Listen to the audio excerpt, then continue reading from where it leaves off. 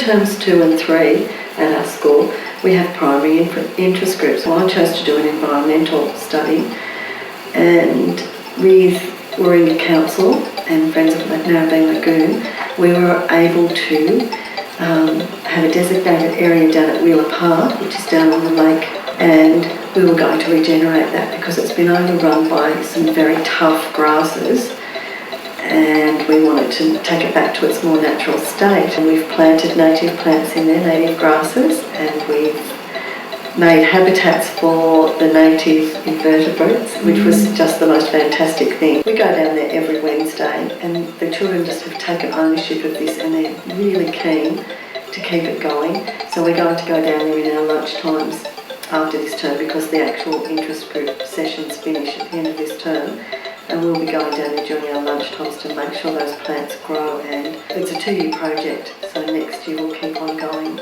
with that. It's really taking ownership of the area that they live and developing that appreciation of the catchment area. The school has developed its own vegetable garden. The garden is evolving into a nautical themed garden, and we're showing children in our nautical themed garden how to actually reuse things. So we've got dinghies in the garden that we've converted into planter boxes.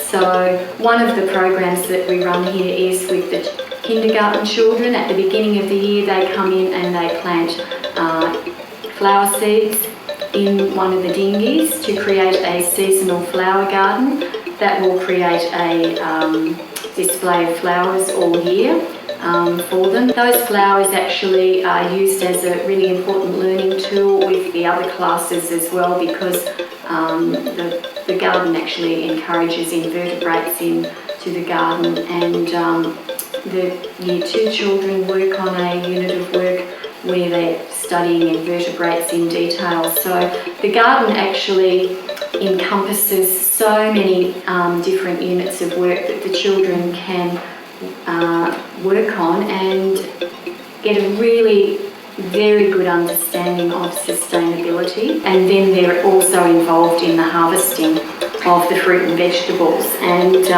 they just absolutely love that. Every child in the school gets an opportunity to work in the garden. It's closely aligned with the work that the children do with the worm farm. The children that work in the worm farm actually collect the wormweed, the castings, and use that on the garments as well. Yeah. So they're getting a really broad overview of the sustainability issues and how even their food scraps can help. Students in Year 4 at Narrabeen Lakes are currently working on the Kids Design Challenge.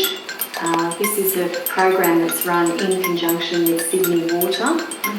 It's a built environment challenge, which means that they have to investigate the way they can reduce the consumption of drinking water in the school.